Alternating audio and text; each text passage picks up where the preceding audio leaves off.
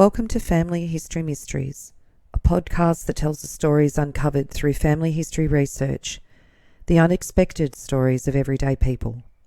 I am an avid family historian who has been compiling my family tree for over 15 years, with nearly 20,000 people recorded in my trees. Episode 74, The Mistress. I came across a newspaper article in 1920 where it outlined that George Macquarie Paine sued his mistress to recover goods from the Point Piper home they shared. I felt that was very unusual, that you would have a person going to court and actually suing his mistress and basically putting it out in public that he even had a mistress, particularly in 1920. George Macquarie Paine was born in New South Wales in 1877. He was the son of George William Paine and Sarah Onus, who had married in Maitland in New South Wales in 1876. George Macquarie Paine's father owned land at Macquarie in New South Wales, including Banaba Station where they lived. George William Paine died at only 45 in 1887. George William Paine's father was Captain Charles Lavender Paine, and he was born in Essex, England in 1814 and was a captain in the Hunter River Steam Navigation Company. He had married Ruth Croker, known as Rose to her family, on the 25th of September 1841. At the time of their marriage, Captain Charles Paine was living at the Manning River, and Ruth's father, Charles Croker, Esquire, was living at Raymond Terrace at the Hunter River. Charles died suddenly of a stroke in July 1858, leaving Rose with 9 children. George William Paine's wife, Sarah Onus, was the second daughter of Elizabeth and Thomas Onus. She was born at Richmond on the 20th of September 1845. At the age of 17, she was married in St Peter's Church at Richmond to John Daniel Eaton.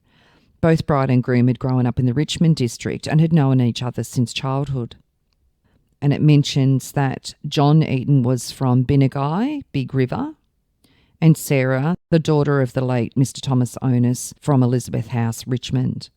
So John and Sarah made their home at John's property, and Binnagai was at the Slaughterhouse Plains station that John had taken over in 1864.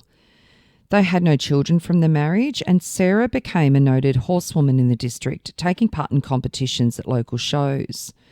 John Eaton died in 1874, shortly after his 40th birthday. So 2 years later was when Sarah had married George Paine. In 1884, Sarah and George moved to Banaba Station in the Macquarie district, and Sarah and her son, George Macquarie, continued to live on Banaba after George's death in 1877. In about 1906, Sarah's health began to fail, and she left Macquarie in December 1909 and moved to Sydney. She lived at Urella in Queen Street, Wallara, and that's where she died on the 20th of January 1910 at the age of 64. In her obituary in the Gwydir Examiner, there were complimentary remarks, including one stating that she had possessed all the good qualities appertaining to womanhood.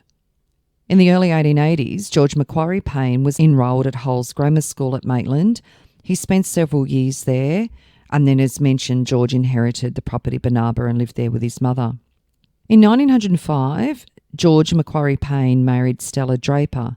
She was the daughter of Alfred Draper and Sophia Stevenson. George and Stella had no children. George became a well-known sporting identity. He was a member of the Australian Jockey Club and the Sydney Tattersalls Club, and he owned several racehorses. He also owned the champion pony sire, Bruce. In June 1916, George and Stella separated, and an article pertaining to that says Paine versus Paine. Stella Elizabeth Sarah Paine, formerly Draper, petitioned for a judicial separation from George Macquarie Paine, to whom she was married on the 1st of February 1905 at Mungindi, according to the rites of the Church of England. By consent, a decree was made for a judicial separation. His Honour said he would refer the matter to the registrar to inquire and report as to the means of the parties, the question of permanent alimony to stand over in the meantime. 4 years later, in the Express and Telegraph, Adelaide, South Australia, on the 23rd of September 1920. The heading of the article is "My Darling Wife. His former mistress, Grazier wants sweet, for sentimental reasons." George Macquarie Paine, a grazier, sued Louise Barrett of Darling Point to recover certain furniture, including a bedroom suite, a whisky stand, luncheon basket with contents, a Masonic apron, jewels, and lodge photographs.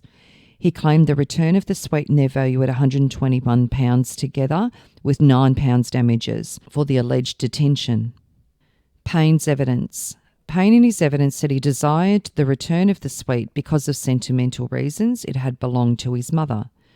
Cross-examined by Mr. Maxwell, Paine admitted that he had lived with Mrs. Barrett. He had on a particular occasion written to her as my darling wife. And Mr. Maxwell asked, "Is it not a fact that you wanted to get rid of Mrs. Barrett because you had formed an attachment for another woman?" The witness said, "No, I did not want to get rid of Mrs. Barrett." "Weren't you known as Henry VIII?" Mr. Paine said no. Paine admitted at one period he had professed great affection for Mrs. Barrett and had given her a trip to Japan. The following letter was read by Mr. Maxwell. Ushers, Metropolitan Hotel, Sydney.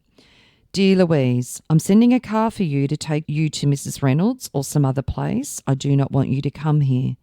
This means I cannot live with you again. I advise you to leave and go somewhere else, as it is for your own sake. People will talk about you here. I will allow you £10 a week and the house to live in till the time is up." The letter concluded, "It hurts me to write this way, but it's got to be done, so goodbye and good luck, George." Mrs. Barrett, who wept copiously, said that she was a divorced woman and was at the time she was Paine's mistress. She lived with Paine at Point Piper as his wife. Mr. Maxwell asked, "Did you then know that Paine was a married man?" And she replied, "I did not at first know that he was married, but later on I found out he was married. He had promised to marry me. He gave me the bedroom suite and the whisky stand also. We were then on the most affectionate terms. At the time, he had a yacht." In answer to Mr. Markle, Mrs. Barrett denied that at a particular period Paine had given her £500. She said, "He gave me £250 to have a trip to Japan. When she returned from Japan, she and Paine had an altercation and he slapped my face." Mrs. Barrett said that she had been known as Mrs. Paine. Still sobbing aloud, Mrs. Barrett said, "Mr. Paine gave me the suite. I thought he would be a man and pay me for it." Mrs. Barrett also said that she'd had an offer to accompany certain most distinguished persons to England, but she added, "I could not go because of the way I've been disgraced." Paine had, she said, given her certain rings and other presents, including the furniture. "I have the luncheon basket," said Mrs. Barrett, "but the contents I've sent back to Mr. Paine." Mr. Justice Wade, in summing up, said that the case was a most distressing one. This unfortunate woman has had her home broken up, her life wrecked, and she has again been compelled, as it were, to proclaim her disgrace by coming before the court and the public. One would have thought that the mere sense of decency which pervades the hide of the most callous man would have deterred him from coming to court, and thus bringing about a woman's further humiliation, the humiliation of a woman wronged and ruined. "I anticipated," added the judge, "that the details of this case would have suggested a settlement. I saw that this unfortunate woman would have to face the world with the admission of her own disgrace. I thought any compromise would be better than the necessity of public exposure. We all must feel sympathy with this unfortunate woman, and probably not much for the man who had wronged her, but he has his legal rights." The jury found a verdict for Mrs. Barrett, but directed her to return the Masonic jewels, photos and pictures to Paine, or their value, £15, with £1 for detention. In 1922, so 2 years after this case, George died at his residence in Macquarie, aged only 45. An article relating to his death, Mr. G. M. Paine, another old resident of the district in the person of Mr. George Macquarie Paine, passed away at his residence, Old Racecourse. The deceased, who'd been ailing for the past 12 months, owned Barnaba Station for many years, but quite recently disposed this fine property to Mr. T. Longworth. He was a great sportsman, but took a keener interest in horse racing, perhaps than any other branch of sport, and at the time of his death owned several good ponies and horses, amongst which were the famous pony stallion Bruce. He also had a fine colt racing in Sydney he named Wirramar. And on the 9th of May 1923, so the first anniversary of his death, Paine, in loving memory of my dear friend George Macquarie Paine, who fell asleep on the 20th of May 1922 at Moree, inserted by his devoted companion Stella Whatley, Earl's Court, Manly. And again, 2 years later, so 3 years after his death, there's a memorial again. Paine, in loving memory of my dear pal George Macquarie Paine, never forgotten Stella Whatley. Now, Stella Whatley is not his ex-wife Stella. This is another lady, and I did a bit of research on her, and Stella Whatley was actually born Stella Louisa Wilmot on the 2nd of December 1886 in Cumberland, Sydney. So she was 11 years younger than George Macquarie Paine. And in 1909, she married Charles Randolph Whatley when she was 23. Charles Whatley divorced Stella in November 1921. And there's a short article outlining the divorce, Whatley versus Whatley. This was a suit for restitution of conjugal rights brought by Charles Randolph Whatley against his wife, Stella Louisa Whatley, formerly Wilmot. The parties were married in Kiama in April 1909, according to the rites of the Methodist Church. An order was granted as prayed. And you would have noticed that in the court case between George Macquarie Paine and Louise Barrett, that there was a claim by Louise that he was actually going to finish with the relationship with her because he was with somebody else. Now, that court case was in September 1920, so about 10 months after Stella Whatley had been involved in a divorce case with her husband where he had claimed that she had not kept up with the conjugal rights. So in other words, had finished sleeping with him, finished living with him.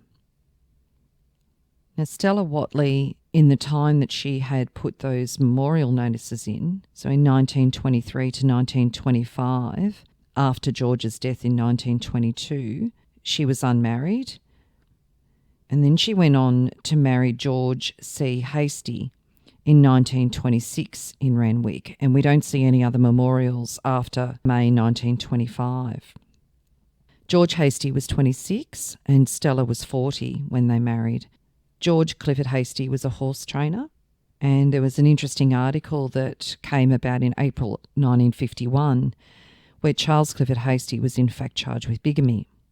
And it says that Hastie gave his age as 26 when he married on the 16th of February 1926. He left his wife, Mrs. Stella Louisa Hastie, in 1939. On October the 11th, 1941, he went on to marry a Miss Hearn, and he gave his age at his second marriage as 30 when he should have written 41. He described himself as a bachelor on that marriage. The second wife became suspicious, and the two women came to the divorce court together.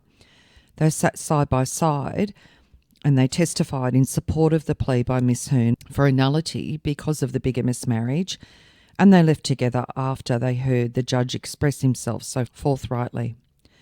The man, the judge said, in granting Miss Hearn her nullity, gets what he wants by fraud and a ruse. In some ways, I think this is worse than a criminal assault. Now back to Stella, George's wife that he had separated from. So George died in May 1922, while Stella went on a world trip in December 1921. And it says that Mr. Tom Marshall, partner with Mr. Marks MP, has just returned to Sydney from a tour of the world, during which, accompanied by Mrs. Marshall and Mrs. Stella Paine, he visited Italy, Belgium, France, Holland, Germany, Sweden, Denmark, England and Scotland. And Stella did another world tour in 1924. Mrs. Harold Moore of Vaucluse entertained Mrs. Tom Marshall and Mrs. Stella Paine at an afternoon tea party at Farmers yesterday to enable a number of their friends to wish them bon voyage before their departure by the Osterley on a world tour on the 16th of February. They are leaving for the continent and England, and on their return journey in 1925 will stay 3 months in Egypt. Stella married Walter Baxter in Chatswood, New South Wales in 1928 when she was 45. And in October 1938, there was an article referring to Mrs. Hula Marshall's will. Mrs. Tom Marshall. So this is the lady that was mentioned going with her to the overseas trips.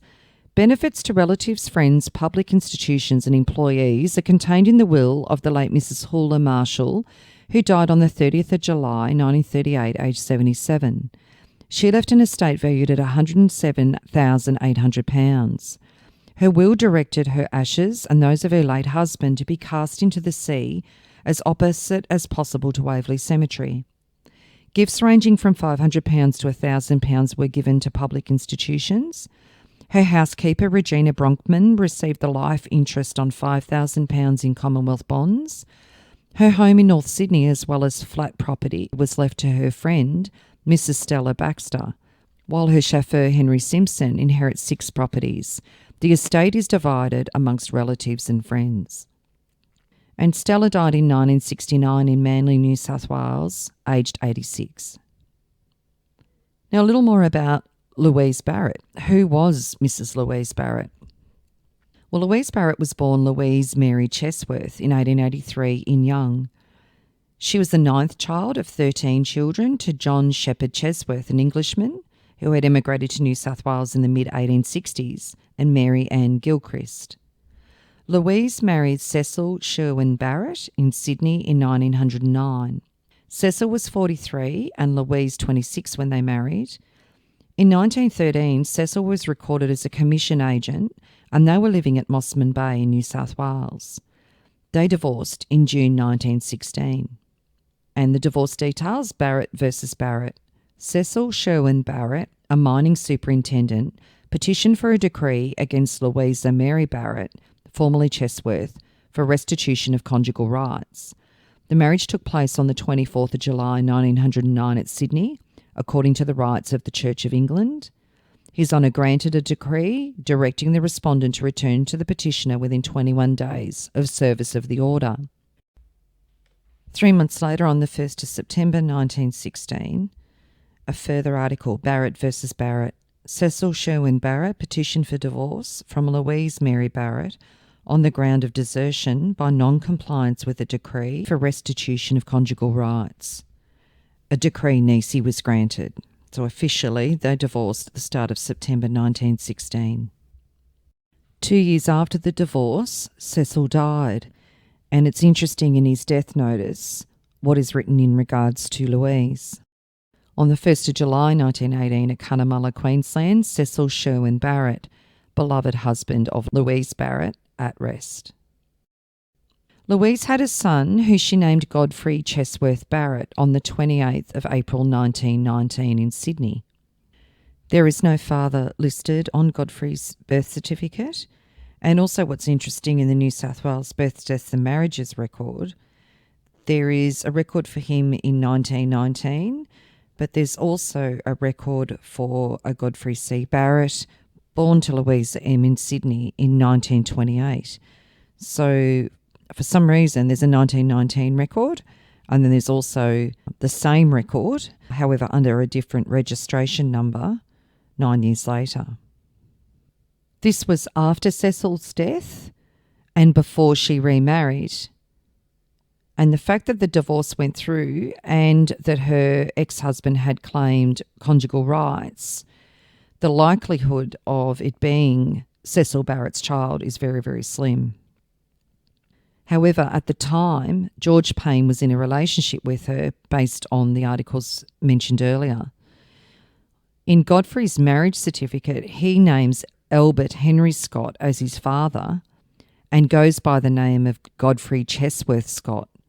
So it's quite likely that Albert adopted Godfrey when he and Louise married in 1923. Godfrey was a doctor. He married in 1944 and had one daughter. He enlisted in the RAAF and he was a flight lieutenant, and he is recorded as enlisting on the 8th of January 1945 as a medical reserve, and his date of birth is listed as the 28th of April 1919. His town prior to the enlistment was Lithgow, and he listed his wife, Margaret Mary, as his next of kin. He served in the AIF until the 22nd of December 1947. and he died aged 80 in Sydney in December 1999. So getting back to Louise, in 1920, Louise was recorded as living at Darling Point in New South Wales. Albert Henry Scott, who Godfrey mentioned on his marriage certificate as being his father, was a New Zealander, and he married Louise on the 7th of July 1923 in Paddington at the Registrar's office when Albert was 26 and Louise was 40. George was 4 when they married, so it's quite likely that George was told that Albert was his birth father all along. Albert Scott and Louise divorced in March 1931. Scott versus Scott. This was a suit of an unusual nature by Louise Mary Scott, asking for a dissolution of her marriage with Albert Henry Scott on the grounds of his non-compliance with an order of restitution of conjugal rights. The order was made as far back as August 1926, so that's pretty much only 3 years after they were married. The petitioner alleged that her husband had not complied with the order. The husband's answer to the suit was that he had, since the granting of the order in 1926, been living with his wife and cohabiting with her for nearly 4 years at Curraba Road, Neutral Bay. The suit is proceeding. And only a day later, in divorce, Scott versus Scott. Louise Mary Scott, formerly Barrett, sought a divorce from Albert Henry Scott on the ground of desertion through non-compliance with the court's decree for restitution of conjugal rights made in August 1926. The petition was dismissed. Then a little over a year later, the title of the article says, "Ate up his capital, tinsel in a world of romance, showman's woes." Laughter, noise and romance in the city of sideshows, hula-hula dancers swaying to the rhythm of jazz, mighty strong men twisting bars of iron and steel, magicians with their oriental mysticism, an ever-moving stream of carefree men and women. But there are moments, as revealed in the divorce court by Albert Henry Scott, when the romance of the sideshow world fades into the drab and grim reality of making ends meet. Scott's wife, Louise Mary Scott of Curraba Road, Neutral Bay, sought an order for a writ of attachment for his arrest, alleging that he had not paid the £57 cost of a divorce suit last year. Scott explained that business in the sideshow line was very bad and produced books which he kept on the road. He said, "There were times when I had to eat my stock, mostly chocolates, to exist." In 12 months he drifted from show to show throughout Victoria, New South Wales and Queensland. Many had been a dead loss. Others had paid him handsomely, but his net profits for the year had only been £95. And out of that I had to pay travelling expenses, he added. At the Melbourne and Sydney shows he made £20, but at the Maryborough show he lost £5 and at Rockhampton £3. "It is obvious," declared Mr Justice James, "that this man has no money and I can't make this order against him.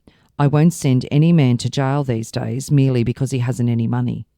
He ordered Scott to pay the amount owing at the rate of £1 a month. In 1944, when Gordon married, so Louise Barrett's son, Albert Scott, as I mentioned, was listed as his father and he was listed as a grazier. So it seems that in those 12 years from when he was a sideshowman, he had converted to being a grazier. And Henry seemed to have returned to New Zealand and died at Moskill, New Zealand in December 1966.